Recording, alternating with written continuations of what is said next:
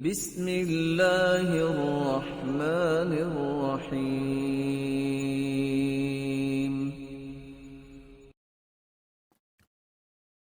بسم الله الرحمن الرحيم. الحمد لله رب العالمين وبه نستعين، الصلاة والسلام على أشرف الأنبياء وسيد المرسلين وعلى آله وصحبه أجمعين. أما بعد، فأعوذ بالله من الشيطان الرجيم. كتب عليكم إذا حضر أحدكم الموت إن ترك خيرا الوصية للوالدين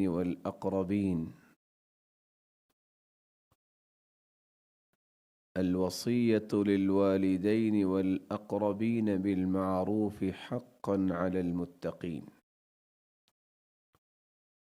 وقال الحق سبحانه وتعالى: يا أيها الذين آمنوا شهادة بينكم إذا حضر أحدكم الموت حين الوصية اثنان ذوا عدل منكم أو آخران من غيركم.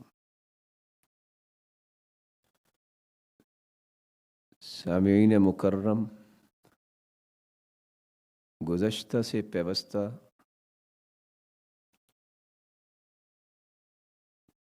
پچھلی 2 مجالس میں ہم نے وراثت کے متعلق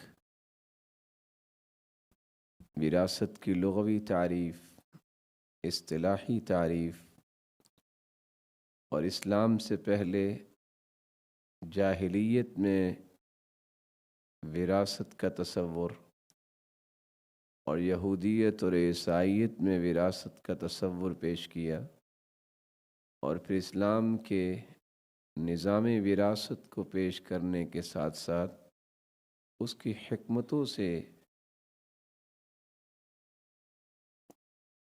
حکمتوں کو بیان کیا۔ اسلامی نظام وراثت کی حکمتوں کو بیان کرنے کے بعد علم وراثت کی اہمیت اور فضیلت کے متعلق بھی گفتگو کی، اور ہم نے وراثت کے ارکان اور اس کی شروط اور اس کے اسباب اور اس کے موانع پر بھی گفتگو کی۔ پھر قرآن و سنت میں جن لوگوں کے حصے بیان کیے گئے ہیں، جو وراثت کے حقدار ٹھہرائے گئے ہیں، ان حصص کو بیان کیا گیا، اور ساتھ ہی ساتھ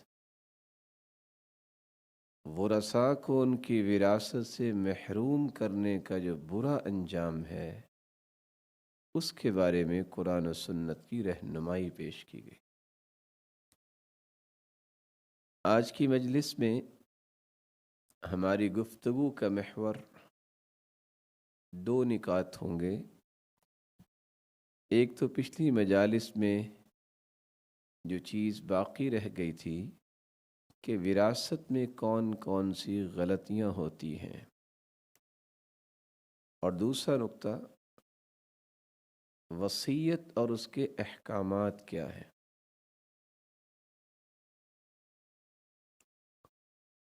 لغوی اعتبار سے وصیت کہتے ہیں کسی کام کے عہد لینے کو، کسی کام کے اشارہ کرنے کو، حکم دینے کو، مالک بنانے کو۔ اس لیے اہل علم نے وصیت کی تعریف کرتے ہوئے لکھا ہے: عہد یضاف الی ما بعد الموت۔ وصیت سے مراد ایسا عہد ہے جس کا نفاذ موت کے بعد ہوتا ہے۔ یہ ایسا فوت ہونے والا عہد کرتا ہے، حکم دیتا ہے، اس وصیت کے ذریعے اسے مالک بنا دیتا ہے، یا کسی کام کرنے کی طرف وہ اشارہ کر دیتا ہے، اور اس کا نفاذ انسان کی موت کے بعد ہوتا ہے۔ وصیت جس کے بارے میں آج امت اسلامیہ سستی اور کاہلی کا شکار ہو گئی ہے،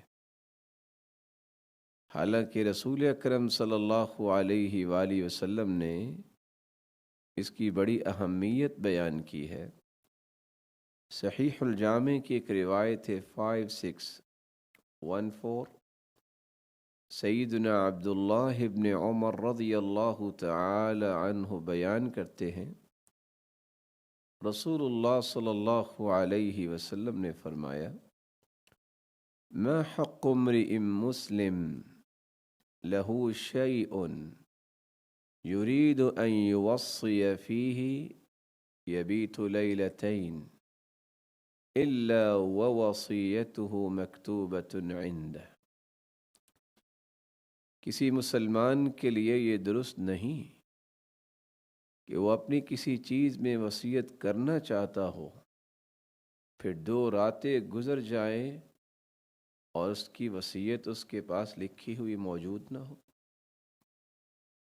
تو رسول اکرم صلی اللہ علیہ وسلم نے یہاں کس تاکید کے ساتھ امت کو سمجھایا ہے کہ اسے وصیت لکھنے کا اہتمام کرنا چاہیے۔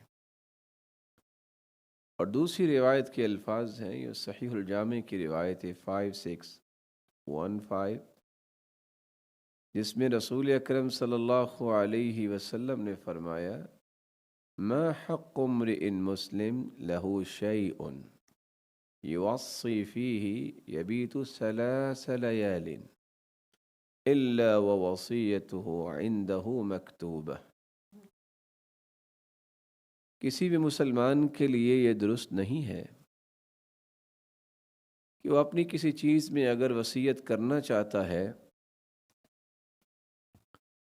اور 3 راتیں گزر جاتی ہیں اور اس کی وصیت اس کے پاس لکھی ہوئی نہیں ہوتی۔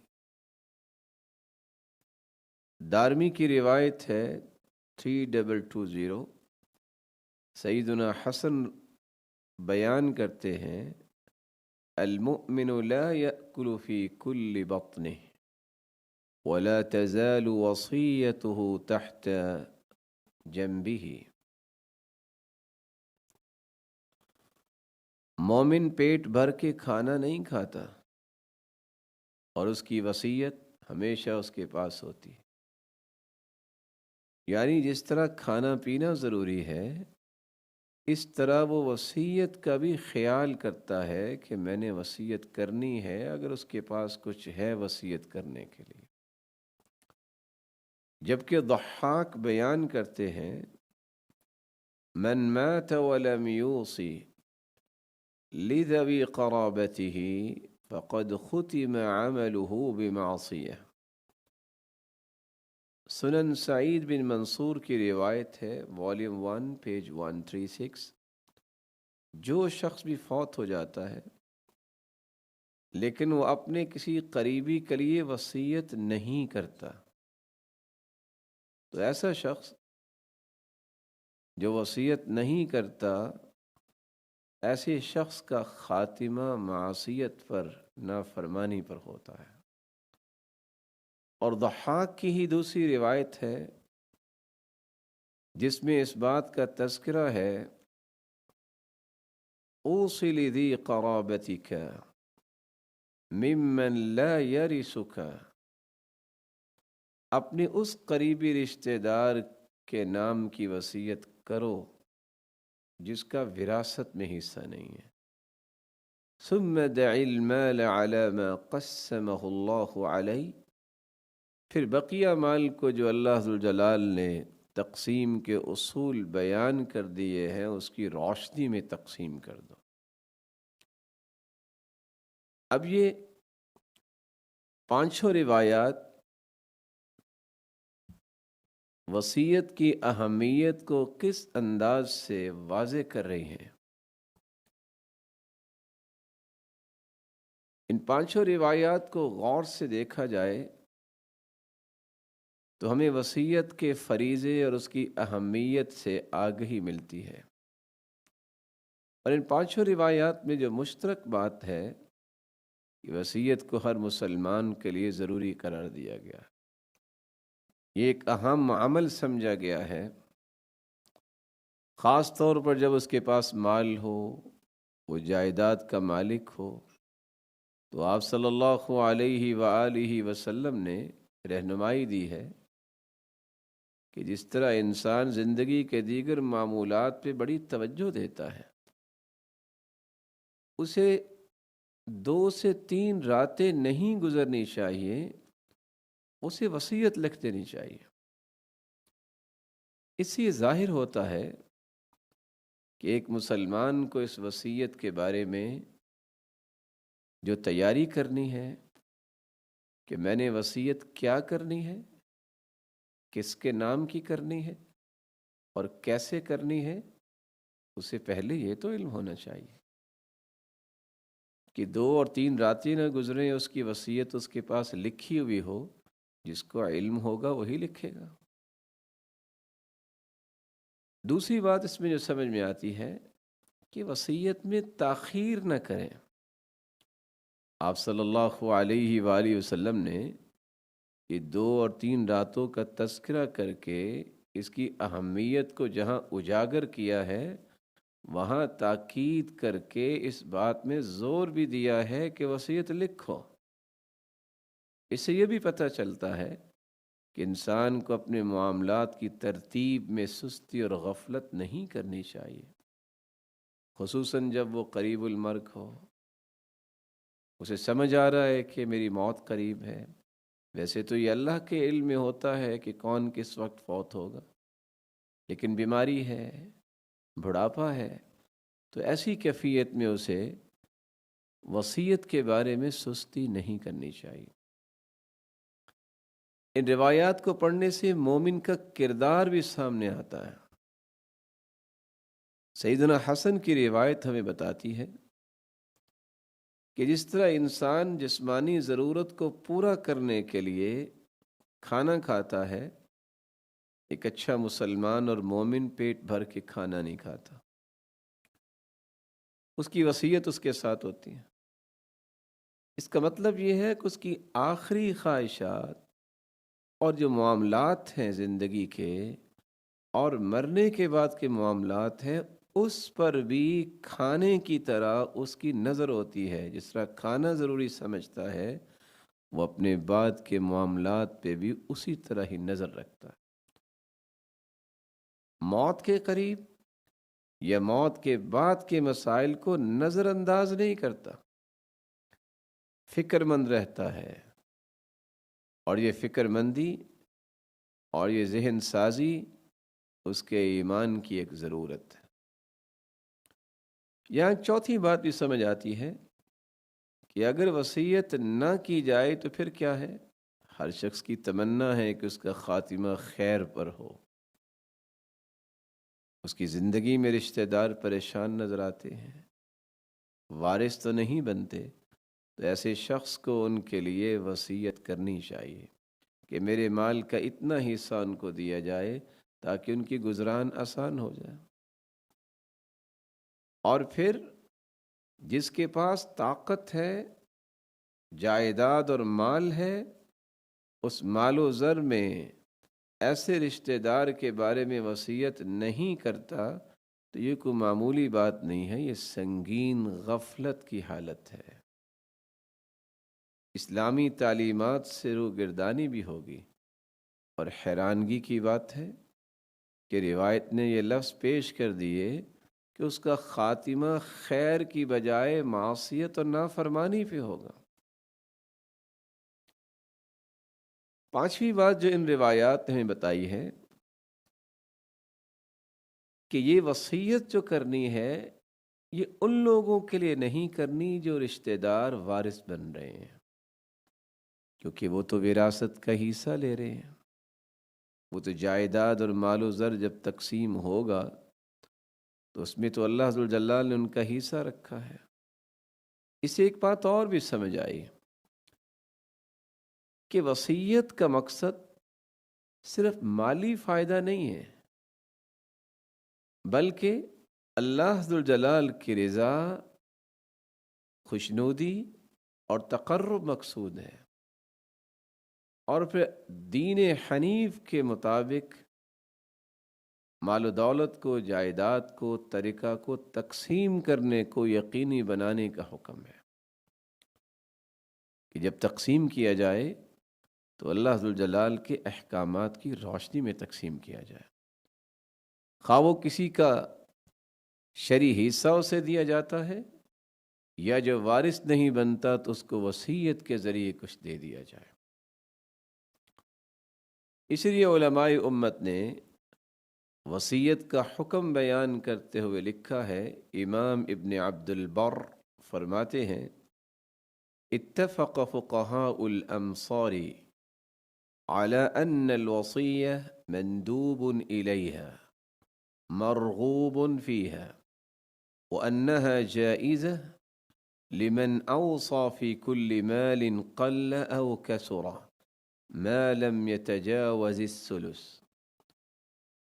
فقہائے امت کا اس بات پر اتفاق ہے کہ وصیت کرنا مستحب ہے، اس کی ترغیب دی گئی ہے، وصیت کرنا جائز ہے، شرط یہ ہے کہ یہ مال کے 1/3 حصے سے زیادہ نہ ہو۔ مال جتنا بھی اس کے پاس ہے، تھوڑا ہے یا زیادہ ہے، اسے 1/3 کی وصیت کرنا جائز ہوگا، اس سے زیادہ کی وصیت جائز نہیں ہوگی۔ امام ابن حزم رحمہ اللہ تعالی نے بھی اسی طرح کی بات پیش کی ہے، جبکہ امام ابن قدامہ نے جو بات پیش کی ہے، اجمع العلماء فی جمیع الامصار والاعصار على جواز الوصیہ، تمام علماء نے تمام علاقوں اور زمانوں میں اس بات پر اتفاق کیا ہے کہ وصیت کرنا جائز ہے۔ بعض اہل علم کا کہنا ہے کہ وصیت پہ اگر غور کیا جائے تو مختلف حالات میں اس کی نوعیت مختلف ہوتی ہے۔ بعض دفعہ تو وصیت کرنا واجب ہوتا ہے، کیوں؟ کیونکہ اس نے کسی کا قرض دینا ہے، تو لوگوں کے حقوق کی تکمیل کرنے کے لیے اسے وصیت کرنی چاہیے۔ اگر وہ وصیت میں نہیں لکھتا، کسی کو پتہ ہی نہیں ہوگا کہ اس نے لینا کس سے ہے اور دینا کس کا ہے۔ اس لیے جب واجبی وصیت ہو جائے تو پھر تو کوئی بھی راہ فرار اختیار نہیں کرنی چاہیے، اور بعض دفعہ وصیت کرنا مستحب بھی ہوتا ہے، قریبی رشتہ داروں کو فائدہ دینے کے لیے جب انسان وصیت کرتا ہے تو مستحب ہے۔ بعض دفعہ یہ وصیت مباح کی کیفیت میں ہوتی ہے، مالدار افراد اور ان کے قریبی رشتہ داروں کے لیے وصیت کرنا یہ مباح اور جائز ہے، اس میں کوئی ممانعت تو نہیں ہے۔ اور بعض دفعہ انسان وصیت کرتا ہے تو مکروہ درجے کی ہوتی ہے، جب انسان کسی فاسق انسان یا نافرمان کے نام کی وصیت کر دیتا ہے تو اس سے نفرت ہی ہوگی، گویا کہ اس کی برائی میں مددگار بننا ہے، تو یہ وصیت تو اس وقت پھر مکروہ کے درجے میں ہوگی، جائز تو نہیں ہوگی۔ بلکہ اگر کچھ اور عوامل مل جائیں تو یہ حرام کے درجے پہ بھی چلی جاتی ہے۔ ایک شخص قاتل انسان ہے، بے نماز انسان ہے، اور پھر ظلم و زیادتی کرنے والا ہے، شرابی ہے، رشتہ دار ہے، اور انسان جو ہے اس کے نام کی وصیت کر دے اور ان کے نام کی وصیت نہ کرے جو ضرورت مند ہیں اور نمازی پرہیزگار ہیں، اور پھر وصیت بھی 1/3 سے زیادہ کر دے، اور مقصود بھی یہ ہو کہ ورثاء کو محروم کرنا ہے، تو ایسی صورت میں یہ وصیت حرام قرار پائے گی۔ یہاں یہ بات بھی یاد رہنی چاہیے کہ وصیت کی مشروعیت کی حکمت کیا ہے۔ اللہ ذوالجلال نے جو بھی حکم نازل کیا ہے اس کی کوئی نہ کوئی حکمت ہوتی ہے۔ جس حکمت کو اللہ اور اس کے رسول نے بیان کر دیا اس کی سمجھ آ گئی، اور جس حکمت کو اللہ ذوالجلال نے بیان نہیں کیا اس کے بارے میں انسان کو گناہ میں نہیں جانا چاہیے۔ اللہ ذوالجلال نے وصیت کی جو حکمت بیان کی ہے وہ یہ ہے کہ جس طرح انسانی زندگی کو منظم کرنا مطلوب ہے، اسی طرح اس کی وفات کے بعد بھی اس کی زندگی میں جو انتظام اور تنظیم تھی وہ اس کی اولاد میں، اس کے رشتہ داروں میں بھی قائم ہونی چاہیے، لوگ انصاف پر قائم ہو سکے، لوگوں کو ان کے مفادات کی حفاظت کرنے کا موقع ملے، جن لوگوں نے قرض دیے ہیں ان کی ادائیگی ہو جائے، جن لوگوں کے حقوق ہیں ان کا اخراج اور ان تک پہنچانے کا بندوبست ہو جائے، اور جس حصے کو صدقہ خیرات کا نام دے دیا گیا ہے وہ ان ضرورت مند لوگوں تک پہنچ جائے۔ جو بچے ہیں ابھی بالغ نہیں ہوئے، ان کی عدم بلوغیت کی وجہ سے، ان کے عدم بلوغ کی وجہ سے ان کا مال کہیں ضائع نہ ہو جائے، اس کی دیکھ بھال کے لیے کسی کو مقرر کر دیا جائے۔ تو سب سے پہلی حکمت ہے ذمہ داری سے چھٹکارا حاصل کرنا۔ انسان جب وصیت کر دیتا ہے تو اپنی ذمہ داری سے عہدہ برا ہو جاتا ہے، کیونکہ اس نے وصیت کر کے اپنے ان حقوق کو بھی ادا کر دیا جو اللہ ذوالجلال کی طرف سے اس پر عائد تھے، کہ اس نے مرنے کے بعد بھی خیر کی ایک راہ اختیار کر لی، اور اس ذمہ داری کو بھی پورا کر دیا کہ میرے دنیا سے چلے جانے کے بعد بھی میرے اس مال سے خیر کے کام ہوں، اللہ کی رضا ہی میسر آئے اور اللہ ذوالجلال کا تقرب ہی نصیب۔ ایک دوسری حکمت یہ ہے کہ انصاف کو قائم کرنا۔ وصیت کے ذریعے انسان جس کے نام کی وصیت کرتا ہے، جب ان رشتہ داروں تک اس کا مال پہنچتا ہے جن کو وراثت کا حصہ نہیں ملتا، یا جن فقیروں اور محتاجوں تک اس کا مال پہنچتا ہے، نتیجتاً وہ لوگ اس مال کو لینے کے بعد جو خوشی محسوس کرتے ہیں اور معاشرے کے اندر بیرا روی جو ہوتی ہے وہ ختم ہوتی ہے، اور ہر شخص ہی خوش ہوتا نظر آتا ہے کیونکہ اس کی ضروریات کا بھی خیال کیا گیا ہے۔ تو یہ وراثت کی تقسیم اور پھر وصیت، جہاں یہ معاشرے میں مساوات اور عدل و انصاف کو قائم کرنے کے لیے ضروری ہے، وہاں اللہ ذوالجلال کی رحمت کے حصول کے لیے بھی ضروری ہے۔ یہاں ایک تیسری حکمت بھی ہے کہ انسان اولاد کی حفاظت کرتا ہے۔ اگر کسی شخص کے بچے نابالغ ہیں تو وصیت ان بچوں کے لیے کرتا ہے کہ اس کا سرپرست فلاں ہوگا، وارث تو بچے ہی ہوں گے، لیکن سرپرستی کے لیے کسی کا تعین کر دیتا ہے تاکہ ان بچوں کے مال و دولت میں وہ بہتری کی سوچ پیدا کرے اور اس کو سنبھالے، اسے ضائع نہ ہونے دے۔ خاص طور پر جب کوئی قریبی رشتہ داروں میں سے کوئی اس کی دیکھ بھال کرتا ہے تو پھر یہ بات سمجھ میں آتی ہے کہ نابالغ بچوں کا مال اب ضائع نہیں ہوگا۔ تو اس اعتبار سے اس نے صرف مال نہیں، اپنی اولاد کی بھی حفاظت کر لی۔ ایک چوتھی حکمت بھی ہے، جھگڑوں سے انسان بچاؤ حاصل کرتا ہے۔ وصیت ورثاء کے درمیان جو ممکنہ جھگڑے ہوتے ہیں اس کو کم کر دیتی ہے۔ وراثت کی تقسیم پر جو حقوق جن کو ملنے ہیں ان کو مل جاتے ہیں، اور جو باقی رہ جاتے رشتہ دار، وصیت کے ذریعے ان تک بھی کچھ پہنچ جاتا ہے۔ تو گویا یہ وصیت ان کے کسی قسم کے نزاع اور جھگڑے کو بھی ختم کرنے کا ایک بہترین طریقہ بن جاتا ہے۔ اس کی ایک پانچویں حکمت بھی ہے، مالی معاملات کو منظم کرنے کا بھی ایک یہ بہترین طریقہ ہے۔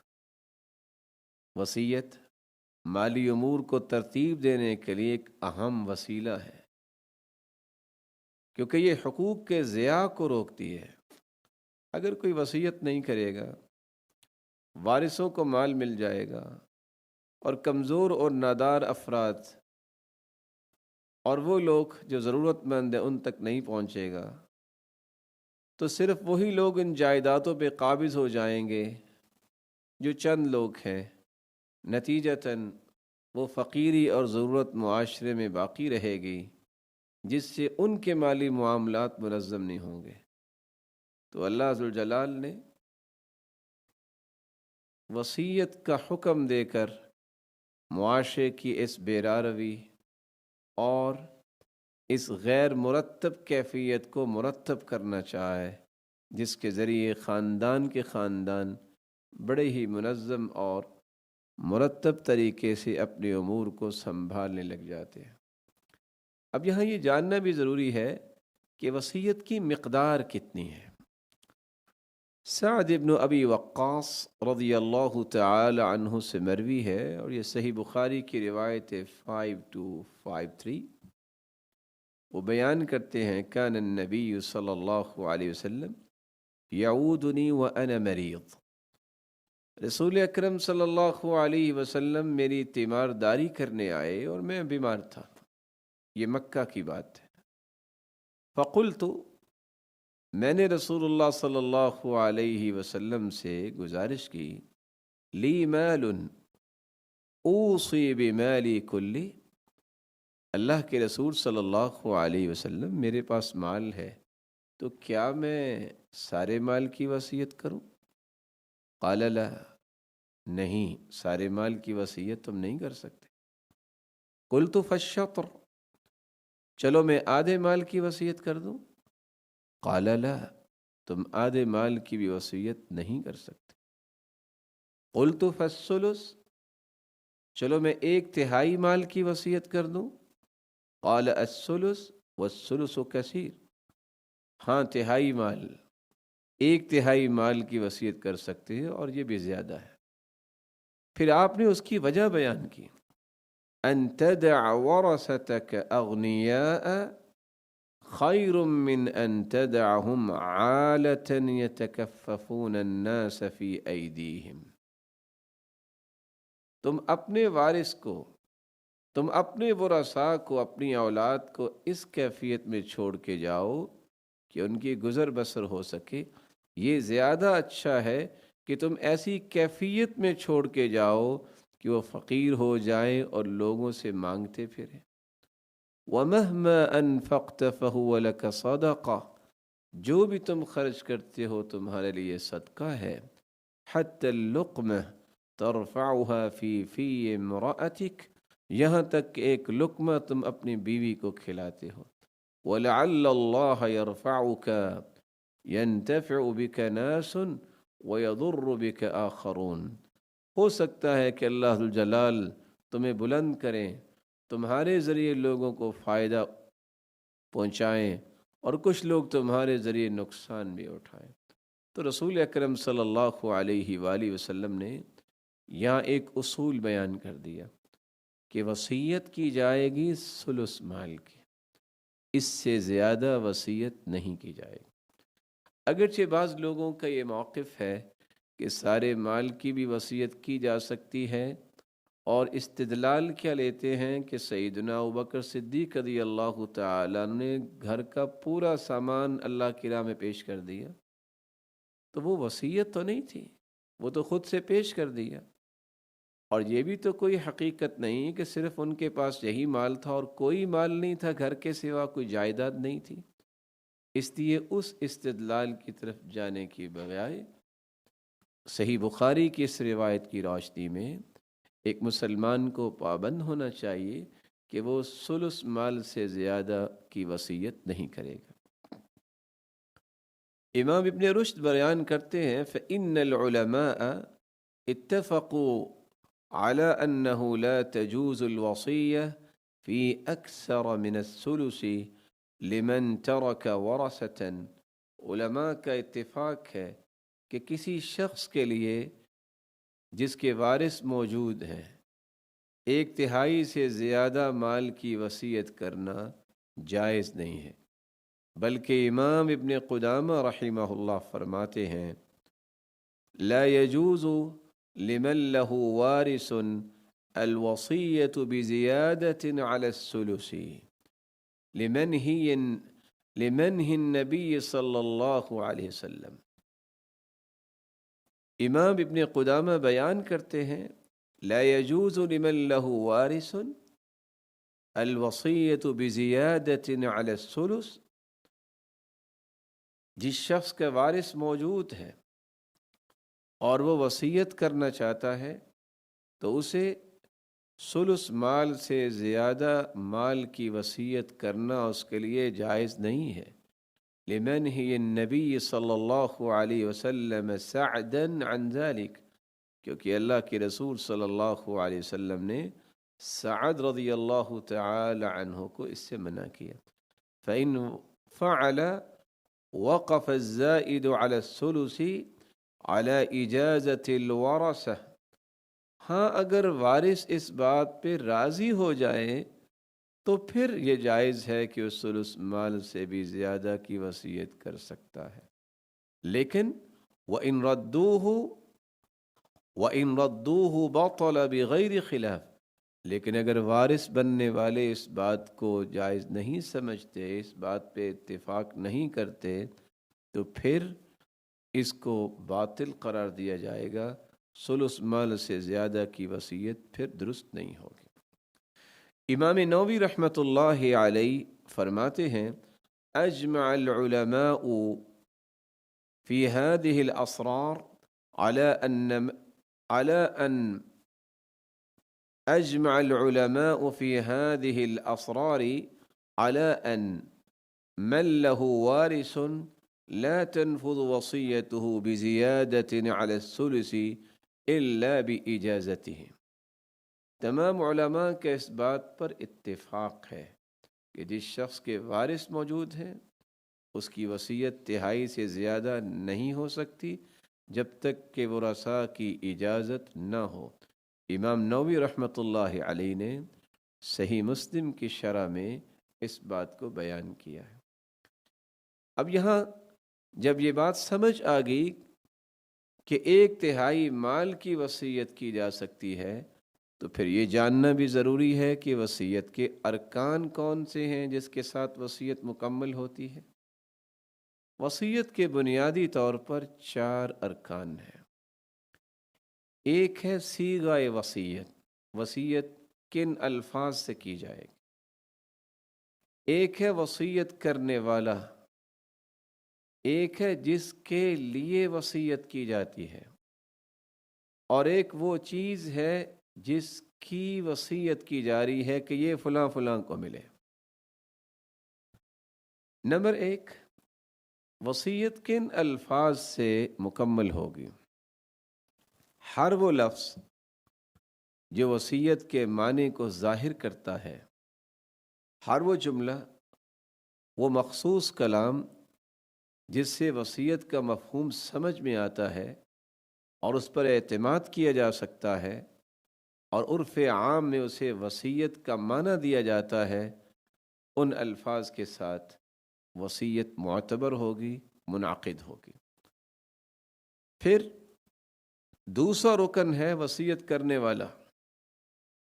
وصیت کرنے والا کون ہو سکتا ہے؟ وصیت کرنے والا عاقل ہونا چاہیے، اپنے ہوش و حواس میں وہ وصیت کر رہا ہو، عقل مند ہو، جس کا دماغی توازن درست نہیں، جو دیوانہ ہے، جو اسی طرح اپنی عقل کھو بیٹھا ہے، ایسے انسان کی وصیت منعقد نہیں ہوگی۔ عقل مند کو وصیت کرنی ہے، پھر وہ بالغ انسان ہو۔ بچے کو تو کوئی پتہ نہیں کہ میں نے کیا کرنا ہے اور کیا نہیں کرنا، پھر وہ آزادی کے ساتھ وصیت کرے، اپنی مرضی کے ساتھ وہ وصیت کرتا ہے، کسی کے دباؤ یا جبر کے ساتھ وہ وصیت نہیں کرتا۔ پھر اس کے پاس شرعی اور قانونی اہلیت بھی ہونی چاہیے۔ شرعی اہلیت جو اللہ ذوالجلال نے اور اللہ کے پیارے پیغمبر نے جو اصول و ضوابط بیان کے اس کی روشنی میں، جیسا کہ آپ نے سنا کہ وہ عقل مند ہو اور وہ بالغ ہو، وہ آزاد ہو، اور قانونی طور پر بھی اسے اہلیت کا مالک سمجھا جانا چاہیے۔ اور قانونی طور پر کیا ہے کہ ایسا شخص جس پر کوئی قانونی پابندی نہیں ہے، اگر قانونی پابندی ہے تو وہ اپنا فیصلہ تو صادر نہیں کر سکتا، اور ظاہر ہے یہ قانونی پابندی بھی کسی وجہ سے آئی ہوگی۔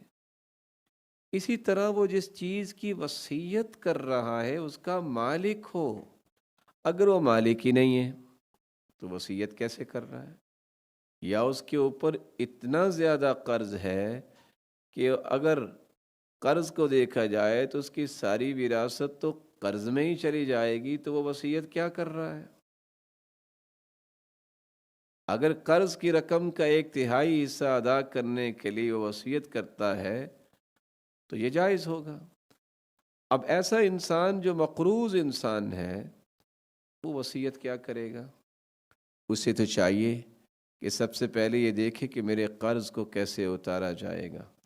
رسول اکرم صلی اللہ علیہ وسلم نے کتنی بڑی بات کہہ دی ہے، یغفر للشہید کل شیء الا الدین، شہید کے ہر گناہ کو معاف کر دیا جاتا ہے لیکن قرض کو معاف نہیں کیا جاتا۔ ایک شخص جو وصیت کرنے والا ہے اس پر اتنا بڑا قرض ہے، اتنا بڑا قرض ہے کہ اس کا سارا مال جس کا وہ مالک ہے وہ دے دیا جائے تو قرض نہیں ادا ہو سکتا۔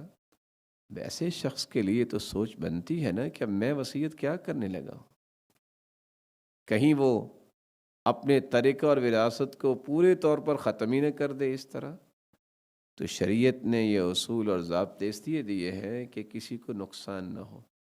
اگر وہ پھر بھی وصیت کرتا ہے تو وارث جو ہے ظاہر ہے ان کا بھی نقصان ہوگا، اور قرض والے بھی قرض کا مطالبہ کریں گے۔ یہاں تیسرا رکن ہے جس کے لیے وصیت کر رہا ہے، جس کو کہتے ہیں وصیت وصول کرنے والا، موصی لہ، جس کے لیے وصیت کی گئی ہے، جس کے لیے وصیت کی گئی ہو اس کا تعین کرنا ضروری ہے کہ یہ خاص یہ شخص ہے، یہ افراد ہیں، ان کے لیے وصیت ہے، اور حقیقتاً اس کا موجود ہونا بھی ضروری ہے۔ یہ نہیں ہے کہ میرے مرنے کے بعد جو میرے بیٹے یا بیٹی کو 5 سال کے بعد جو اولاد ملے گی اس کے لیے میں وصیت کرتا ہوں، نہیں، جس کے لیے وصیت کی جا رہی ہے اس کا موجود ہونا ضروری ہے۔ ہاں اگر وہ جنین ہے، شکم مادر میں بچہ ہے، اس کے لیے وصیت کرنا جائز ہوگا اگر ڈاکٹرز یہ رپورٹ دیتے ہیں کہ وہ زندہ ہے۔ پھر جس کے لیے وصیت کر رہا ہے یہ بات بھی خیال رکھنے والی ہے کہ اس کو مالک بنانا ممکن ہو۔ ایک بچہ ہے، ظاہر ہے اس کا تو کوئی گارڈین سرپرست ہوگا، ذہنی طور پہ تو اس کی یہ صلاحیت نہیں ہے کہ وہ اس کا مالک بن سکے۔ وصیت کرنا جائز ہوگا لیکن وصیت کے تحت ملنے والا مال جو ہے کہیں وہ ضائع نہ ہو جائے۔ پھر جس کے لیے وصیت کی جا رہی ہے یہ بھی یاد رہنا چاہیے کہ معصیت کی وصیت نہ ہو اس کے لیے۔ کوئی فاسق انسان ہے، گناہ میں مبتلا ہے اس کے لیے وصیت کر دینا، جیسے کہ پہلے بھی ہم نے بیان کیا، یہ تو گویا اس کی برائی میں مدد ہے، تو برائی میں مدد تو نہیں کرنی چاہیے، نیکی میں ہی انسان کو مدد کرنی چاہیے۔ رسول اکرم صلی اللہ علیہ وآلہ وسلم نے دو ضروری باتیں اور بھی بیان کی۔ آپ اس شخص کے نام کی وصیت نہ کریں جو قاتل ہوگا۔ رسول اکرم صلی اللہ علیہ وسلم نے فرمایا کہ قاتل جو ہے یہ وارث نہیں بنتا۔ اسی طرح جو ایسا شخص ہے اس کے نام کی وصیت بھی نہیں کی جائے گی۔ کس اعتبار سے؟ کہ جس شخص کے نام کی آپ وصیت کر رہے ہیں وہی آپ کو قتل کر رہا ہے، اور آپ آخری سانسوں میں اور اس کے نام کی وصیت کر رہے ہیں۔ ایسے عموماً ایسا ہوتا نہیں، لیکن بسا اوقات ورثاء کو محروم کرنے کے لیے ایسے حالات بھی آتے ہیں کہ لوگ کر گزرتے ہیں۔ اور ساتھ ہی جو وارث بننے والا ہے اس کے نام کی تو وصیت ہو ہی نہیں سکتی۔ سنن النسائی کی روایت ہے 3641، جس کے نام کی وصیت کی جا رہی ہے یہ دیکھنا ضروری ہے کہ وارث تو نہیں بن رہا۔ رسول اللہ صلی اللہ علیہ وسلم نے فرمایا، صحابی عمرو بن خارجہ بیان کرتے ہیں، خطب رسول اللہ صلی اللہ علیہ وسلم فقال، رسول اکرم صلی اللہ علیہ وسلم نے خطبہ دیا اور آپ فرمانے لگے، ان اللہ قد اعطى كل ذی حق حقہ ولا وصیۃ لوارث۔ اللہ ذوالجلال نے ہر حقدار کو اس کا حق دے دیا ہے اور وارث کے لیے کوئی وصیت نہیں ہے۔ چوتھا رکن ہے الموصى بہ، وہ مال، وہ جائیداد جس کی وصیت کی جا رہی ہے۔ مال ایسا ہو جو قابل ملکیت ہو، جس کی وصیت کی جا رہی ہے۔ پھر وہ مال ایسا ہو جو قابل استعمال ہو۔ ایک شخص گنہگار ہے، اس کے پاس شراب اور خنزیر اور نہ جانے اس طرح کی چیزیں ہیں، تو وہ وصیت کر دے کہ فلاں کو یہ شراب دے دی جائے، تو یہ کیسی وصیت ہوگی؟ اب وہ خنزیر کا گوشت کھانے کا شوقین ہے تو وہ کہے کہ میں وصیت کرتا ہوں جو بچہ ہے فلاں کو دے دے، تو ایسی وصیت نہیں ہوگی۔ اس مال کی وصیت کرے جو حلال ہے، جو قابل ملکیت ہے، جو قابل استعمال ہے، اور پھر اس مال کی وصیت کرے جو اس کے پاس موجود ہے۔ اگر انسان کسی ایسے مال کی وصیت کر رہا ہے جس کا وہ خود بھی مالک نہیں ہے تو اس وصیت کا کیا معنی ہوگا؟ وہ عبث ہوگی۔ پھر کسی بھی حرام چیز کی وصیت نہ کرے، شرعی اعتبار سے اس کا حلال ہونا ثابت ہو۔ رسول اکرم صلی اللہ علیہ وسلم نے یہ ساری تفصیلات اس لیے سمجھائی کہ جس طرح زندگی کے کسی مرحلے میں اللہ کی نافرمانی جائز نہیں، اس سے زیادہ احتیاط وصیت میں ہونی چاہیے۔ اب سوال یہ ہے کہ اس وصیت کو نافذ کون کرے گا؟ ورثاء کی ذمہ داری ہوتی ہے کہ وہ اس وصیت کو نافذ کرے۔ من بعد وصیت یوصى بها او دین، جب انسان فوت ہوتا ہے تو سب سے پہلے وصیت کو پورا کیا جاتا ہے اور پھر قرض کو ادا کیا جاتا ہے جو آیت بیان کر رہی ہے۔ وگرنہ سب سے پہلے لوگوں کا قرض ادا کرے، پھر جو وصیت ہے اس کو نافذ کرے، پھر جو باقی مال بچتا ہے اس کو تقسیم کیا جاتا ہے ان وارثوں میں جن کے حصوں کو اللہ ذوالجلال نے قرآن مجید میں بیان کیا ہے اور اللہ کے محبوب نے احادیث میں بیان کیا۔ لیکن اگر ورثاء لیت و لال سے کام لیتے ہیں تو پھر یا وہ غائب ہو جاتے ہیں، انکار کر دیتے ہیں کہ وصیت کو نافذ نہیں کرنا، تو پھر اس میٹر کو جسٹس کی طرف، عدالت کی طرف بھی منتقل کیا جا سکتا ہے۔ تو قاضی وصیت کے مطابق، اس کی شرائط کی روشنی میں، شرعی اصولوں کے مطابق اس کو نافذ کرے گا، اور اس نفاذ کے فیصلے کے مطابق تمام لوگوں تک وہ مال پہنچے گا اور سب لوگ اس کی پابندی کریں گے۔ لیکن یہاں چند چیزوں کا خیال کرنا ضروری ہے۔ نمبر 1، جس کے لیے وصیت کی گئی ہے اگر وہ پہلے فوت ہو جائے تو وہ وصیت باطل قرار پائے گی۔ جس کے نام کی وصیت لکھی وہی اٹھ کے وصیت کرنے والے کو قتل کر دیتا ہے تو یہ وصیت بھی باطل ہوگی۔ اسی طرح جس نے وصیت کی ہے وہ دیوانہ ہے، مجنون ہے، اور اس کا جنون تسلسل کے ساتھ جاری ہے تو پھر یہ وصیت بھی کوئی معنی نہیں رکھے گی۔ اسی طرح وصیت کرنے والا انکار کر دے کہ میں نے وصیت نہیں کی تو اس کا انکار بھی کنسیڈر ہوگا اور اس وصیت کو بھی باطل قرار دیا جائے گا۔ اس طرح اگر وہ مرتد ہو جاتا ہے تو پھر بھی اس کی وصیت باطل ہو جائے گی۔ اس نے دین اسلام کو چھوڑ دیا ہے تو پھر بھی اس کی وصیت کا کوئی اعتبار نہیں ہوگا۔ اب سوال یہ ہے کہ ان سارے اصول و ضوابط کے بعد اگر کوئی وصیت کرنا چاہے تو اس کا نمونہ کیا ہوگا، اس کا خاکہ کیا ہوگا؟ ظاہر ہے اتنا اللہ ذوالجلال کا حکم اور تاکید رسول اللہ صلی اللہ علیہ وسلم کی، یہ اس بات پہ انسان کو مجبور کرتی ہے کہ مجھے بھی یہ کام کرنا ہے، تو پھر وہ کیسے کرے؟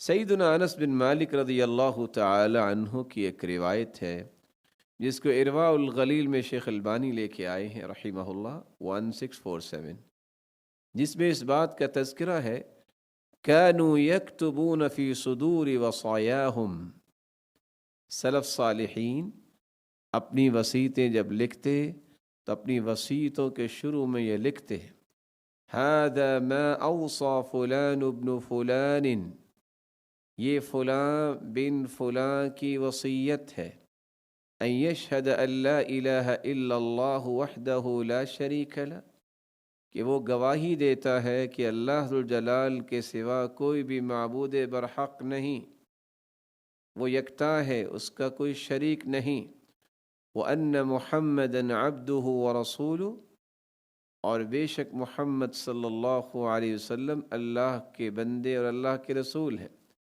وَأَنَّ السَّاعَةَ آتِيَةٌ لَا رَيْبَ فِيهَا، اور بلا شبہ قیامت آنے والی ہے جس میں کوئی شک نہیں، وَأَنَّ اللَّهَ يَبْعَثُ مَنْ فِي الْقُبُورِ، اور بلا شبہ اللہ ذوالجلال جتنے بھی لوگ قبروں میں ہوں گے انہیں اٹھائیں گے، وَأَوْصَى مَنْ تَرَكَ بَعْدَهُ مِنْ أَهْلِهِ أَنْ يَتَّقُوا اللَّهَ حَقَّ تُقَاتِهِ، اور وہ وصیت کرتا ہے اپنے وارثوں کو کہ اس کے مرنے کے بعد وہ اللہ ذوالجلال سے اس طرح ڈرے جس طرح ڈرنے کا حق ہے، وَأَنْ يُصْلِحُوا ذَاتَ بَيْنِهِمْ، اور اپنے معاملات کو اچھے طریقے سے مکمل کرے، وَيُطِيعُ اللَّهَ وَرَسُولَهُ، اور اللہ اور اس کے رسول کی اطاعت بجا لائیں، ان كانوا مؤمنین، اگر وہ مومن ہیں، أَوْصَاهُمْ بِمَا أَوْصَى بِهِ إِبْرَاهِيمُ بَنِيهِ، اور وہ وصیت کرے اپنی اولاد کو جو ابراہیم علیہ السلام نے، ویعقوب، اور یعقوب علیہ السلام نے اپنی اولاد کو وصیت کی، اور وہ وصیت کیا تھی؟ یا بنی ان اللہ اصطفى یا بنی ان اللہ اصطفى لکم الدین فلا تموتن الا وانتم مسلمون، اے میرے بیٹو، اللہ ذوالجلال نے تمہارے لیے دین کو پسند کیا ہے، اس لیے زندگی کے آخری رمق تک اسی دین کے ساتھ جڑے رہنا، اس کو نہ چھوڑنا۔ پھر انسان اس کے بعد کتاب و سنت کی روشنی میں اور کتاب و سنت کی طرف رجوع کرنے کی وصیت کرے، تلقین کرے، اور پھر وفات سے قبر تک جو بھی معاملات ہیں اور اس کے بعد کے معاملات ہیں اس کے بارے میں وصیت کرے۔ مثال کے طور پر اگر کوئی وصیت کرنا چاہتا ہے تو وہ یہ لکھے، میں اللہ ذوالجلال کو اپنا خالق، مالک اور رازق اور معبود برحق مانتا ہوں، جس نے پوری انسانیت کو اپنی عبادت کے لیے پیدا کیا ہے اور اپنی مبارک کلام میں اس کی وضاحت کی ہے، وَمَا خَلَقْتُ الْجِنَّ وَالْإِنسَ إِلَّا لِيَعْبُدُونَ، میں نے جنوں اور انسانوں کو اپنی عبادت کے لیے پیدا کیا ہے۔ اور پھر عبادت ہر اس قول اور عمل اور ارادے کو کہتے ہیں جس سے اللہ ذوالجلال کی رضا میسر آئے۔ پھر اسے چاہیے کہ وہ اس بات کی وصیت کرے کہ میں وصیت کرتا ہوں اس اقرار کے بعد کہ میرے ورثاء، ان کو چاہیے کہ جب میری موت قریب ہو، جن کو میں چھوڑ کے جا رہا ہوں، میں ان کو وصیت کرتا ہوں کہ میری اس وصیت کو پڑھیں اور اس کے مطابق ہی ان امور کو مکمل کریں۔ جیسا کہ آپ نے آیت سنی، سب سے پہلی وصیت اس کی یہ ہونی چاہیے جو ابراہیم علیہ الصلاۃ والسلام اور یعقوب علیہ الصلاۃ والسلام نے اپنی اولاد کو وصیت کی۔ دوسری وصیت، میں تمہیں اللہ ذوالجلال سے ڈرنے کا حکم دیتا ہوں، میری بیماری اور موت کے وقت صبر کرنے کا حکم دیتا ہوں۔ یاد رکھیے یہ اللہ ذوالجلال کے فیصلے ہیں، اس پر اللہ ذوالجلال کے فیصلوں پر راضی ہونا اور کثرت استغفار کرنا اور درجات کی بلندی کی دعائیں کرنا، میں اس بات کی تاکید کرتا ہوں۔ خود رسول اللہ صلی اللہ علیہ وآلہ وسلم نے بھی جب ابو سلمہ رضی اللہ تعالی عنہ کی وفات کی خبر ملی تو آپ نے بھی دعا ہی دی تھی، اللہم اغفر لأبی سلمہ وارفع درجته فی المہدیین واخلفه فی عقبہ فی الغابرین واغفر لنا وله یا رب العالمین وافتح له فی قبرہ ونور له فی۔ صحیح مسلم کی روایت 290 اور سنن ابی داود کی روایت 2118 اور سنن ابن ماجہ کی روایت 1454 اس بات کا تقاضا کرتی ہے کہ ہم اس بات کی نشاندہی کریں کہ نوحہ کرنے کی بجائے، رونے دھونے کی بجائے، بین کرنے کی بجائے استغفار کریں اور بخشش کی دعا کریں، درجات کی بلندی کی دعا کریں، اور رسول اکرم صلی اللہ علیہ وسلم نے جو دعا دی ہے کہ قبر کو اللہ ذوالجلال وسیع کر دے اور اسے روشن کر دے، اس طرح کی دعا کرنی چاہیے۔ تیسری بات، میری جب روح پرواز کر جائے اور جس کو میرا یہ وصیت نامہ پڑھنے کا موقع ملے تو میں وصیت کرتا ہوں کہ نیک لوگوں کو بلایا جائے جو میرے آخری وقت میں مجھے کلمہ پڑھانے اور کلمے کی تلقین کرنے کا انہیں موقع ملے، کیونکہ اللہ کے رسول صلی اللہ علیہ وسلم نے فرمایا ہے، لقنوا موتاکم بلا الہ الا اللہ، لا الہ الا اللہ کی تلقین کرو جو دنیا سے جانے والے ہیں۔ صحیح مسلم کی روایت ہے 917۔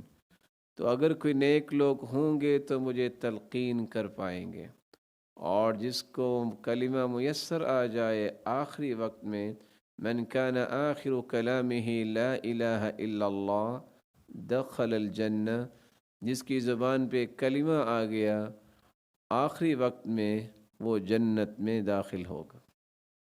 میں تمہیں وصیت کرتا ہوں کہ جب میری روح پرواز کر جائے تو پھر سنت کے مطابق رسول اللہ صلی اللہ علیہ وسلم کا حکم یہ ہے کہ تم میت کی آنکھوں کو بند کر دو اسے دائیں پہلو پر قبلہ کی طرف منہ کر کے لٹا دو۔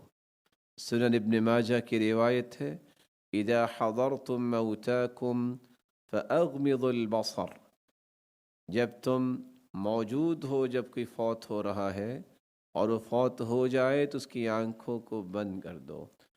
فإن البصر يتبع الروح، کیونکہ آنکھیں اسی طرح جو کھلی ہوتی ہے وہ روح کا پیچھا کر رہی ہوتی ہے۔ وقولوا خیرا، کوئی ایسی بات نہ کہو، اچھی بات کہو۔ فإن الملائکة تؤمن على ما قال اہل البیت، اس وقت گھر والے جو کہہ رہے ہوتے ہیں فرشتے اس پر آمین کہہ رہے ہوتے ہیں۔ تو رسول اللہ صلی اللہ علیہ وآلہ وسلم نے یہ بھی تعلیم امت کو دی ہے کہ جب کوئی فوت ہو جائے تو کیا کیا جائے۔ عموماً ہوتا یہ ہے کہ لوگ اپنی اس پریشانی میں ان چیزوں کو بھول جاتے ہیں، اور رسول اکرم صلی اللہ علیہ وآلہ وسلم نے یہ بھی فرمایا، وَأَوْصَى أَن يُوَجَّهَ إِلَى الْقِبْلَةِ، رسول اکرم صلی اللہ علیہ وسلم جب تشریف لائے مدینہ میں تو براء ابن معرور رضی اللہ تعالی عنہ فوت ہوئے۔ انہوں نے اپنے ثلث مال کی وصیت بھی کی اور یہ بھی وصیت کی کہ ان کا چہرہ قبلے کی طرف کر دیا جائے۔ تو رسول اکرم صلی اللہ علیہ وآلہ وسلم نے فرمایا، جو میرے نام کی وصیت کی ہے کہ ثلث مال مجھے ملے، یہ اس کی اولاد کو ملے گا۔ باقی رہا اس نے یہ جو وصیت کی ہے کہ اس کا رخ چہرے کا قبلہ کی طرف کیا جائے، تو گویا کہ اس نے یہ فطرت کے مطابق وصیت کی ہے۔ رسول اکرم صلی اللہ علیہ وآلہ وسلم نے ایک اور بات سمجھائی ہے، اگر کسی کو علم نہیں ہے کہ کیا کرنا ہے فوت ہونے کے بعد، تو اسے چاہیے کہ وہ اس طرح کی وصیت میں یہ الفاظ ڈال دے کہ میں تمہیں وصیت کرتا ہوں کہ میرے کفن اور دفن اور اسی طرح رشتہ داروں نیک لوگوں کو مطلع کریں کہ وہ کفن دفن میں شریک ہوں اور اس میں وہ جلدی کریں، اور میرے غسل اور جنازے کے ساتھ چلنے کے بارے میں اور جلدی دفنانے میں وہ اپنی ذمہ داری ادا کریں، اور عمدن میرے جنازے میں تاخیر نہ کریں، کیونکہ رسول اللہ صلی اللہ علیہ وسلم کا فرمان ہے، صحیح بخاری کی روایت ہے 1315، اسرعوا بالجنازہ، جنازہ جلدی لے جایا کرو، فإن تک صالحہ فخیر تقدمونها وإن یک سوى ذلك فشر تضعونه عن رقابکم، جنازہ لے جانے میں جلدی کیا کرو، اگر وہ نیک ہے تو خیر کی طرف اسے جلدی پہنچا دو، اور اگر وہ نیک نہیں ہے تو اس برائی کو اپنی گردنوں سے جلدی اتار دو۔ رسول اکرم صلی اللہ علیہ وآلہ وسلم نے ایک بات اور بھی سمجھائی ہے جس کو اپنی وصیت میں شامل کیا جا سکتا ہے۔ اگر کوئی شخص جانتا ہے کہ میرے گھر والے اس کا اہتمام پتہ نہیں کس طرح کریں گے، تو آپ لکھ سکتے ہیں، میں وصیت کرتا ہوں کہ میرے غسل کا کام جو ہے وہ نیک آدمی کرے، معتبر اور امانت دار کی نگرانی میں میرا غسل ہو۔ کیوں؟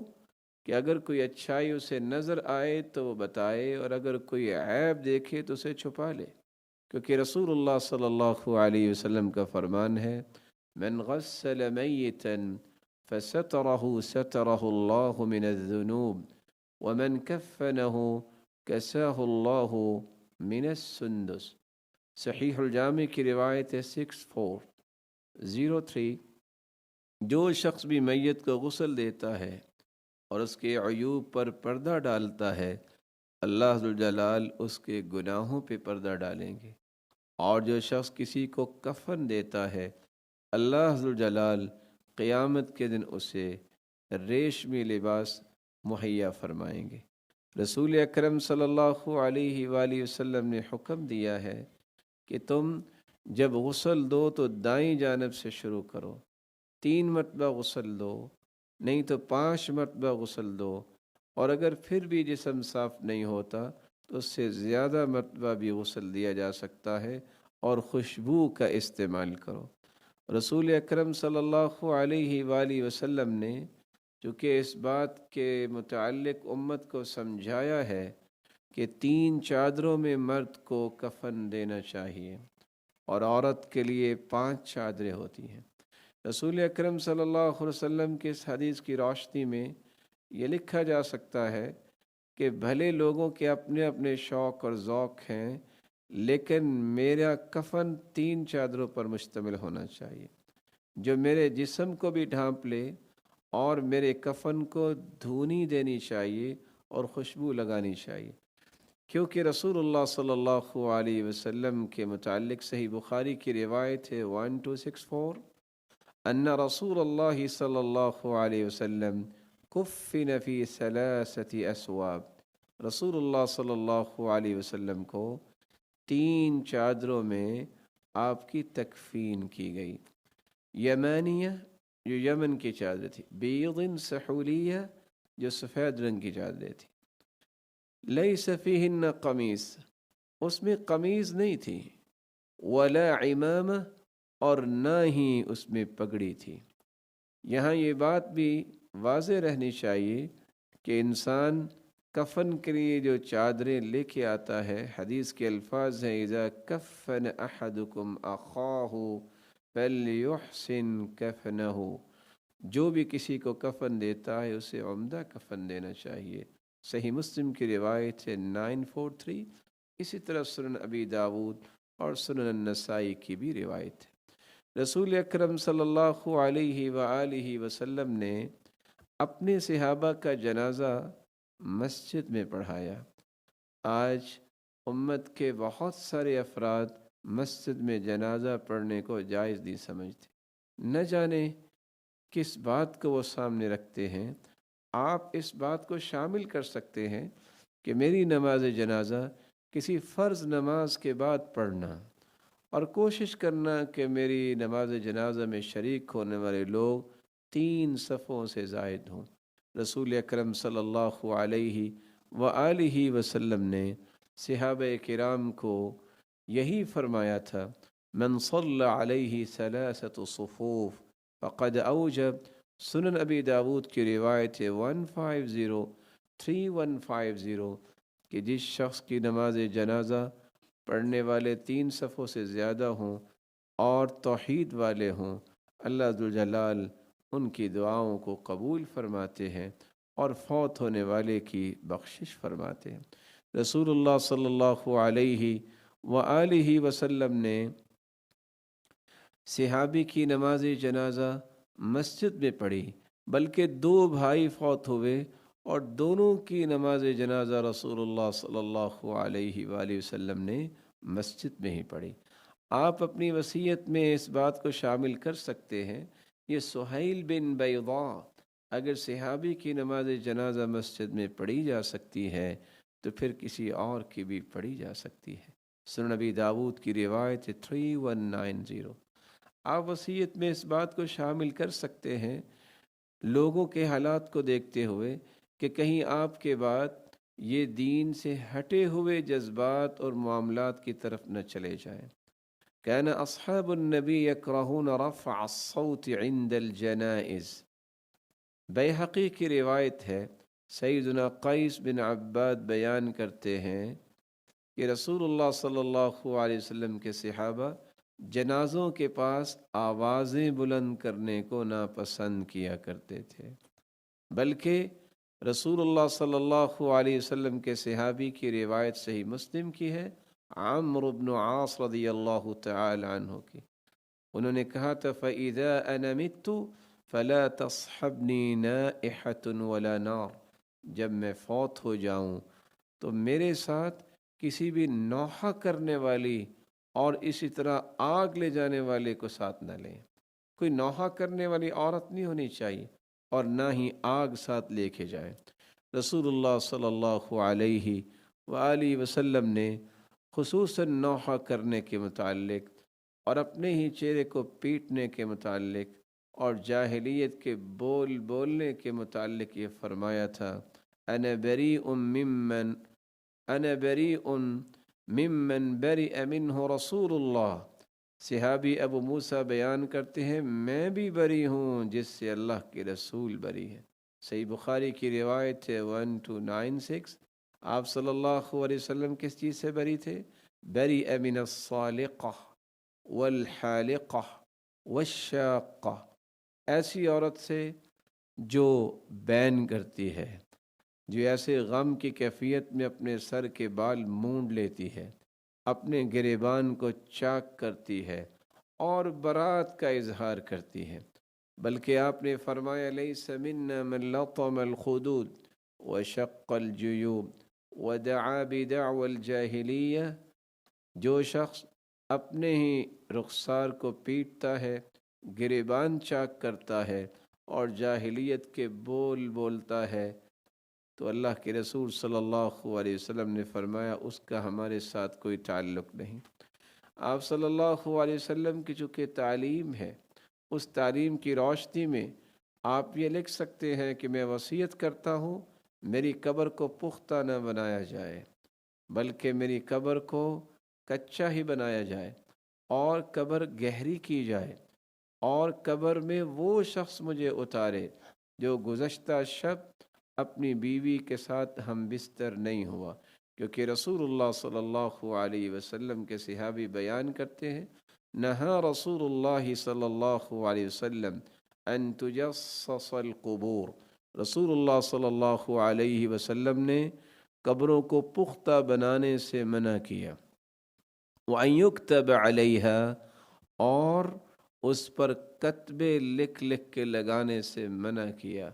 व अन युबना अलैहा, और उस पर इमारत बनाना और उसका दरबार बनाना, इससे मना किया, जैसे कि आजकल लोग करते हैं। व अन तुतअ, और कब्र को रौंदने से भी मना किया। सही मुस्लिम की रिवायत 2242 और इसी तरह 976 इस बात का तकाजा करती है कि मोमिन की कब्र कच्ची होनी चाहिए, पुख्ता नहीं होनी चाहिए, उस पर कतबा नहीं लगाना चाहिए। और फिर कब्र में वो शख्स उतरे जो गुज़श्ता शब अपनी अहलिया के पास नहीं गया। रसूलुल्लाह सल्लल्लाहु अलैहि व आलिहि वसल्लम की बेटी को जब कब्र में उतारा जा रहा था तो आप सल्लल्लाहु अलैहि वसल्लम ने फरमाया, हल मिनकुम रजुलुन लम युक़ारि फिल लैला, कोई है ऐसे सहाबी जो गुज़श्ता शब अपनी अहलिया के पास नहीं गए। सही बुखारी की रिवायत है 1285। और वो उतरे, अबू तलहा रज़ियल्लाहु तआला अन्हु फरमाने लगे कि हाँ अल्लाह के रसूल, मैं नहीं गया। तो आप सल्लल्लाहु अलैहि वसल्लम ने फरमाया, तुम कब्र में उतरो, और कब्र में उतर कर मैयत को उतारते वक्त पाँव की तरफ से कब्र में उतारा जाता है।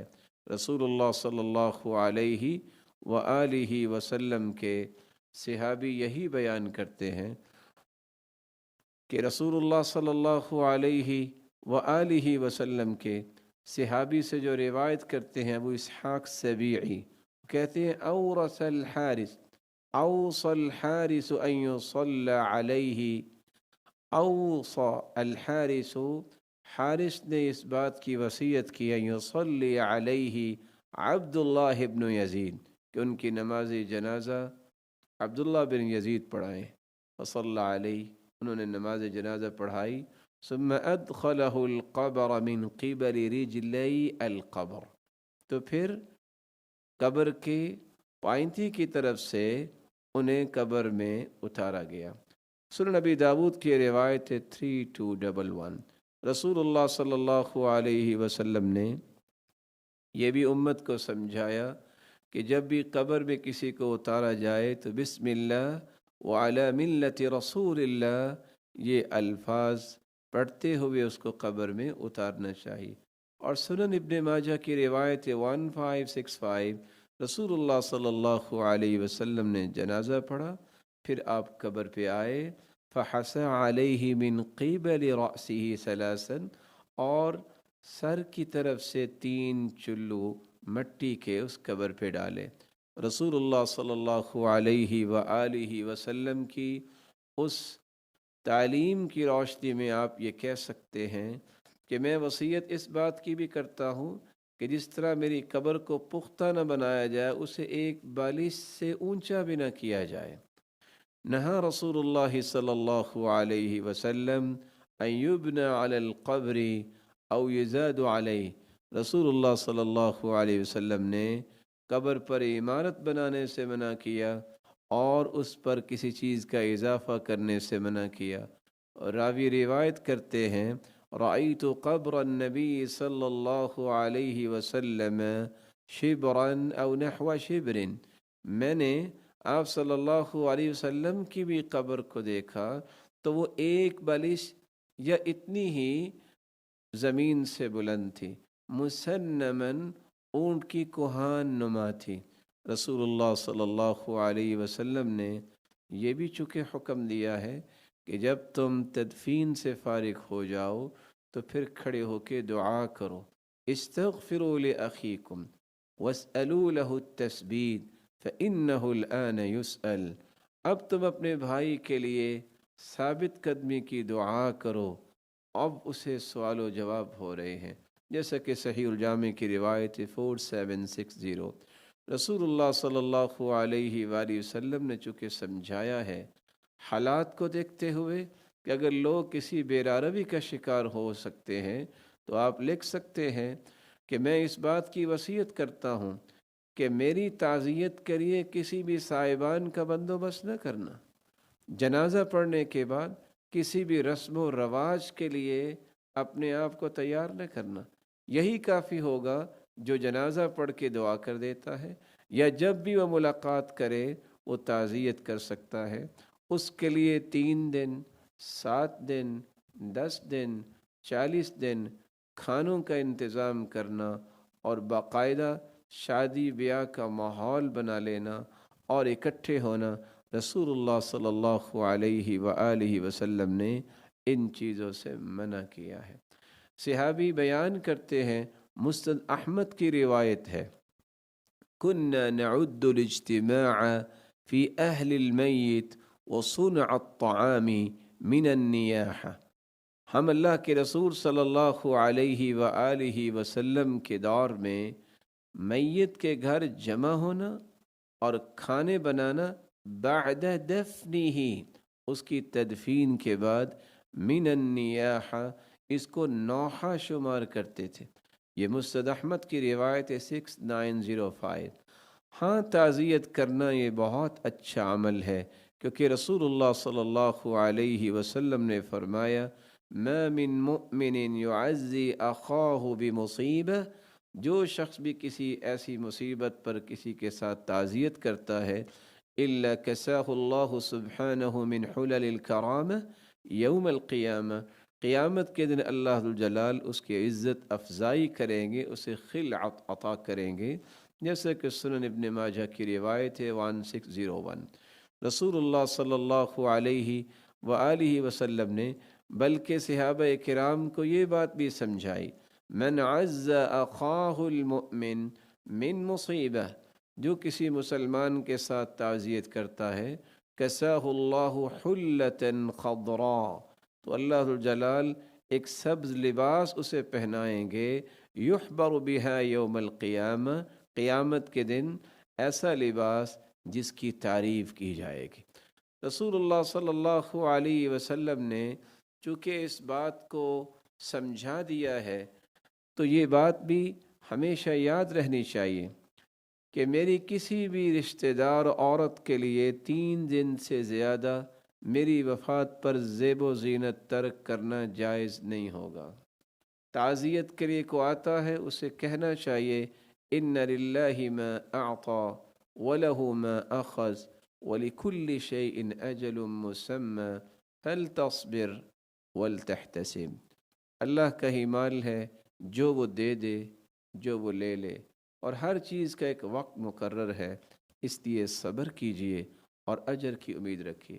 اعظم اللہ اجرکم واحسن عزاءکم وغفر لمیتکم، اللہ ذوالجلال اس مصیبت کو برداشت کرنے کی وجہ سے آپ کے اجر میں اضافہ فرمائے اور اس مصیبت کے وقت آپ پر احسان فرمائے، اور جانے والے کی بخشش فرمائے۔ 3 دن سے زیادہ کسی بھی عورت کو زیب و زینت ترک کرنے کا حکم نہیں ہے۔ آپ صلی اللہ علیہ وسلم نے یہ فرمایا تھا، لا يحل لامرأة تؤمن باللہ والیوم الآخر، یہ صحیح مسلم کی روایت ہے 1490۔ کسی مومن عورت کے لیے حلال نہیں ہے جس کا اللہ پر اور آخرت پر ایمان ہے کہ وہ ان تحد على میت فوق 3 ایام الا على زوجها، کہ وہ کسی بھی میت پر 3 دن سے زیادہ زیب و زینت کو ترک کر دے سوائے اپنے خامند کے، جو 4 مہینے 10 دن اسے زیب و زینت ترک کرنی ہوتی ہے۔ صرف زیب و زینت ہی نہیں، زیورات، خوشبو، خضاب لگانا، سرما لگانا، ریشم استعمال کرنا اس کے لیے پھر جائز نہیں ہوتا، کیونکہ اللہ کے رسول صلی اللہ علیہ وسلم کا فرمان ہے کہ اسے اگر خامند فوت ہو جائے تو 4 مہینے 10 دن لا تکتحل، سرما نہ لگائے، ولا تلبس ثوبا مصبوغا، اور رنگ کیا ہوا لباس، زرق برق لباس نہ پہنے، الا ثوب عصب، ولا تمس طیبا، خوشبو نہ لگائے۔ اور آپ صلی اللہ علیہ وآلہ وسلم نے یہ حکم عورت کو دیا۔ اب لا تحد المرأة لفظ بھی عورت کے ہیں، لیکن نہ جانے کچھ لوگ اس روایت کو سامنے رکھتے ہوئے 3 دن اکٹھے بیٹھنا، سارا دن بیٹھ کے چغلی کرنا، سیاست کی باتیں کرنا، کس طرح یہ کر لیتے ہیں جبکہ شریعت نے اس بات کا حکم نہیں دیا۔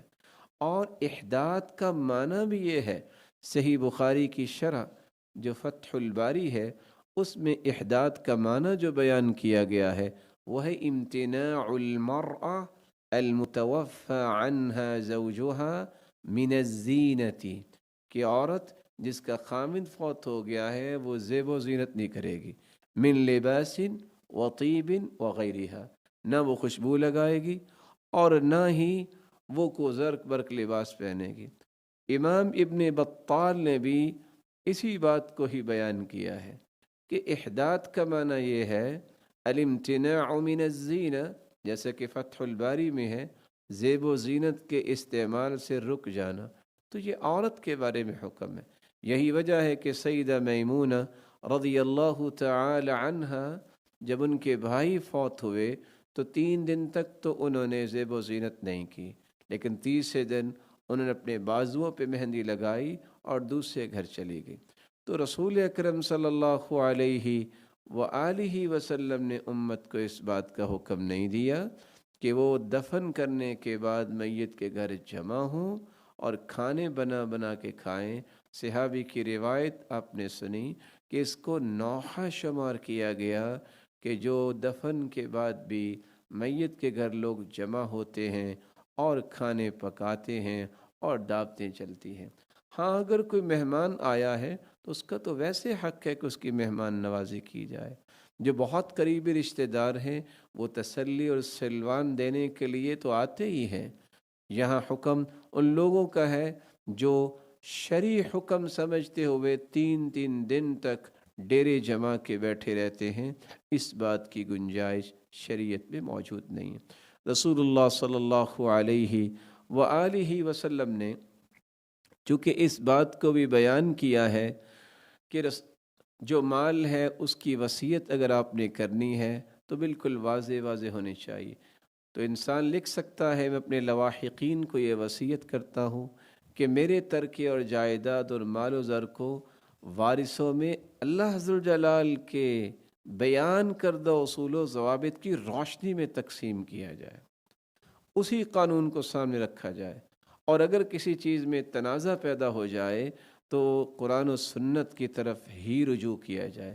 اگر اولاد اور رشتہ داروں میں انسان وصیت کی یہ بات پہنچا دیتا ہے تو کتنی اچھی بات ہے کہ وہ تو بری ذمہ ہو گیا۔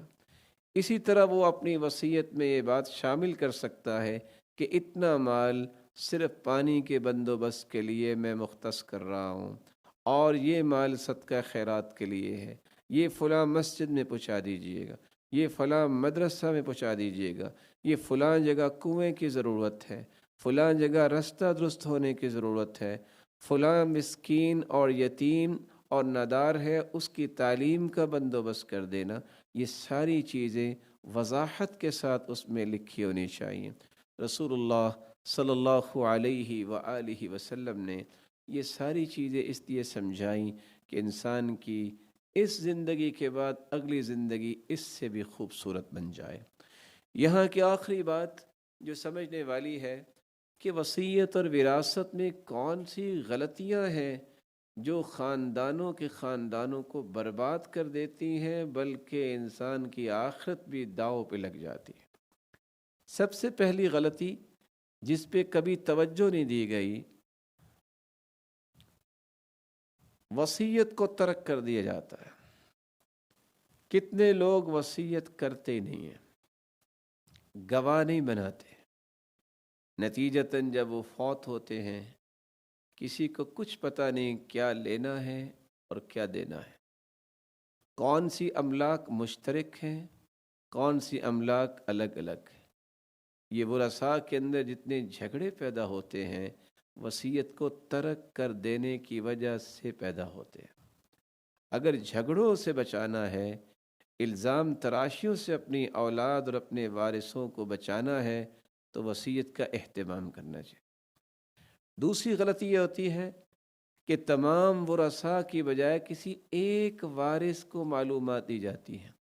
اب اگر کسی ایک بچے کو پتہ ہے کہ یہ وراثت ہے، یہ مال ہے، باقی اولاد کو نہیں پتہ، تو نتیجہ کیا نکلتا ہے؟ وہ معلومات جس شخص کے پاس ہیں وہی اس کا تصرف کرتا ہے، وہ دوسرے بھائیوں سے چھپائے گا یا اسے دیر تک اکیلا فائدہ لیتا رہے گا۔ تو یہ بھی وہ ایک غلطی ہے جس کی بنیاد پہ اپنی اولاد کو بہت ساری خیر سے انسان محروم کر دیتا ہے۔ اسی طرح بسا اوقات وفات کے بعد ترکہ کی تقسیم میں تاخیر کی جاتی ہے۔ اب جو اللہ کے پاس چلا گیا ہے، شریعت کی روشنی میں اس کی وراثت تقسیم ہو جانی چاہیے، شرماتے ہوئے کہ بھائی کیا کہیں گے، بہنیں کیا کہیں گی، لوگ کیا کہیں گے۔ اللہ ذوالجلال کے حکم کو قبول کرنے کے لیے شرم کرنی چاہیے، شرم تو کرنی چاہیے جھوٹ بولتے وقت، کسی بھائی سے دھوکہ کرتے وقت، کسی کا مال ہتھیاتے وقت اور کسی کو محروم کرتے وقت شرم کرنی چاہیے۔ فوراً تقسیم جب نہیں ہوتی تو بہت ساری قدغنیں پیدا ہو جاتی ہیں۔ کتنے ایسے وارث ہوتے ہیں جو بالکل ندار ہوتے ہیں، ان تک وہ مال نہیں پہنچتا، کتنے پہلے ہی ماشاءاللہ مال والے ہوتے ہیں، وہ ان کو تو فرق ہی نہیں پڑتا۔ اس لیے فوراً تقسیم نہ کرنا یہ بھی ایک ایسی غلطی ہے جس سے خاندانوں میں جھگڑے اور فسادات شروع ہو جاتے ہیں۔ چوتھی غلطی ہوتی ہے وصیت موجود ہے لیکن اس کو نافذ کرنے میں تاخیر کی جاتی ہے۔ اب وصیت کا مطلب تو یہ ہے کہ جتنا جلدی اس کو نافذ کیا جائے گا اتنا ہی جلدی جانے والے کو اجر ملے گا۔ پھر جس نے وصیت کرنی ہے بعض اوقات اس کی بھی غلطی ہوتی ہے کہ بعض اوقات املاک کی تقسیم کرتے وقت انصاف نہیں کیا جاتا۔ جس کو وصیت کی ہے کہ تم نے یوں یوں کرنا ہے، وہ اپنے رشتہ داروں کے ساتھ انصاف کے ساتھ تقسیم نہیں کرتا۔ عدل و انصاف کو چھوڑ دینے سے بھی اختلافات پیدا ہوتے ہیں۔ اگر ایسا موقع بنے تو پھر قاضی سے رجوع کیا جا سکتا ہے۔ بعض اوقات یہ بھی غلطی ہوتی ہے کہ دستاویزات جو ہے ان کو چھپا لیا جاتا ہے، ریکارڈز موجود ہیں لیکن اس کو مدت مدید تک چھپایا جاتا ہے اور یہ کہا جاتا ہے میرے پاس تو نہیں، پتہ نہیں کہاں رکھ گئے، میرے علم میں نہیں ہے۔ اس سے بے اعتمادی پیدا ہوتی ہے، اس سے اعتماد ٹوٹتا ہے، اس سے جھگڑے جو ہے وہ سامنے آتے ہیں، اس سے فسادات ہوتے ہیں اور بس اوقات قتل و غارت تک بات پہنچ جاتی ہے۔ ایک غلطی یہ بھی ہوتی ہے کہ جب انسان وراثت تقسیم کر رہا ہے یا وصیت کرنے والا اس سے حساب و کتاب میں کوئی غلطی ہوگی یا جس کے نام کی وصیت کی ہے وہ وراثتی حسابات کی تدوین جو ہے کتابت صحیح نہیں کرتا، یہ بھی خاندان میں جھگڑوں کا باعث بنتا ہے۔ دشمنیاں پیدا ہوتی ہیں، غلط فہمیاں پیدا ہوتی ہیں کہ اس نے چینج کیا ہوگا، یہی نہیں چاہتا ہوگا۔ تو ایک قانونی محاسب جو ہے، جس کو ہم سمجھتے ہیں کہ وہ صحیح طریقے سے اس معاملے کو جانتا ہے، اس کا تعاون اس میں لیا جا سکتا ہے۔ پھر اس سے بڑی غلطی یہ ہوتی ہے کہ وراثت کی تقسیم کے وقت عورتوں کو محروم کر دیا جاتا ہے، جبکہ مرد کی بھی وراثت ہے، عورت کی بھی وراثت ہے۔ اور تعجب کی بات یہ ہے، فوت ہونے کے بعد یہ انٹرنیشنل مسکین بھائی مالدار ہونے کے باوجود بہنوں سے یہ کہتے ہوئے نظر آتے ہیں، چلو بہن آپ یہ وراثت کا حصہ مجھے معاف کر دو۔ کاش کبھی یہ بھی کہہ کے دیکھے بھائی کہ میں اپنا حصہ آپ کو دیتا ہوں، آپ کی بھی اولاد ہے، میرے پاس تو بہت مال ہے۔ لیکن نہ بہن کو یہ جائز ہے کہ اپنا سارا مال بھائی کو معاف کر دے، نہ بھائی کے لیے ہی جائز ہے کہ وہ بہن کی وراثت اس سے طلب کرے اور اس سے معافی مانگ لے کہ میں آپ کو نہیں دوں گا۔ یہ ظلم ہے جس کا اسے حساب دینا ہے۔ رسول اللہ صلی اللہ علیہ وآلہ وسلم نے یہ باتیں اس لیے ہی سمجھائی کہ انسانی زندگی بھی سکون سے گزرے اور اس کی زندگی کے بعد اس کا بقیہ خاندان بھی سکون کے ساتھ زندگی گزارے۔ ایک غلطی یہ بھی ہوتی ہے کہ جب جائیداد ہوتی ہے وراثت میں، تو اس جائیداد کو، ان املاک کو بیچنے میں یا کوئی تبدیلی کرنے میں کوشش کی جاتی ہے۔ کوئی کہتا ہے اس کو آپ بیچے تب ہم وراثت تقسیم کریں گے۔ آپ جب حصص تقسیم کر لیں گے، ہو سکتا ہے ایک شخص آپ کی جگہ پہ پیسے دے کے اس کو اپنے نام لگوا لے، یا یہ ہے کہ ان املاک کے بیچنے میں جو تبدیلی ہوتی ہے، اچھا یہ مجھے دے دیا جائے اور یہ تم لے لو۔ تقسیم وہ ہونی چاہیے جو عدل و انصاف پر مبنی ہو، کسی صاحب کو بٹھا کر، معاملات کو سمجھنے والے کو بٹھا کر یہ معاملات مکمل کرنے چاہیے۔ خاندانی اتحاد کو مضبوط کرنے کے لیے ایک غلطی یہ بھی ہوتی ہے جو مضبوط نہیں کرتے کہ حصص تقسیم ہو چکے ہیں، وراثت تقسیم ہو چکی ہے، لیکن املاک کو ان کے ناموں پہ منتقل نہیں کرتے۔ نتیجتاً پھر کوئی فوت ہو جاتا ہے اور یہ پھر ایک لمبا جھگڑا چلتا ہے۔ تو ان غلطیوں سے انسان کو پرہیز کرنا چاہیے، اور خصوصاً وصیت کے باب میں وصیت کرنے والے کو غلط وصیت نہیں کرنی چاہیے۔ اگر وہ اپنے بیٹے کے نام سب کچھ کروا گیا ہے، یا اپنے بیٹے کوئی اچھی چیز دے گیا ہے، کوئی شاپ یا گاڑی دے گیا ہے، تو یاد رہنا چاہیے اس بیٹے کے لیے یہ جائز نہیں ہوگا کہ وہ لے، کیونکہ بیٹا وارث ہے اور وارث کے نام کی وصیت نہیں ہوا کرتی۔ اور اگر اس طرح کی کوئی غلطی رونما ہو جائے کہ جانے والے نے وصیت کی ہے جو غلط ہے، تو یہ ذمہ داری ہے اولاد پر کہ فوراً اس کی اصلاح کر لے، تاکہ ان کے والدین پر کوئی قدغن نہ آئے، ان کے اخروی معاملات میں کوئی فرق نہ آئے، وہ اللہ کے ہاں مسئول نہ ٹھہرے، بلکہ ان کو ہر قسم کی پریشانی سے بچانے کے لیے اولاد کی سب سے پہلے ذمہ داری یہ ہے کہ شرعی تقسیم کو مقدم کریں، عدل و انصاف کو قائم کریں، تاکہ ان کے والدین بھی اللہ عز و جلال کے ہاں سرخرو ہو سکیں، اور اولاد بھی اس اچھے عمل کی وجہ سے بلند درجات پا سکے۔ اللہ عز و جلال سے دعا ہے کہ اللہ عز و جلال وراثت اور وصیت کے ان مسائل کو سمجھ کر ان مسائل کی روشنی میں اپنے رویوں کو درست کرنے کی توفیق عطا فرمائے، اور قیامت کے دن اپنے محبوب کی رفاقت نصیب فرمائے اور اپنے دیدار کا مستحق بنائے۔ وآخر دعوانا الحمد للہ رب العالمین۔ سبحان ربك رب العزة عما يصفون وسلام على المرسلين والحمد لله رب العالمين۔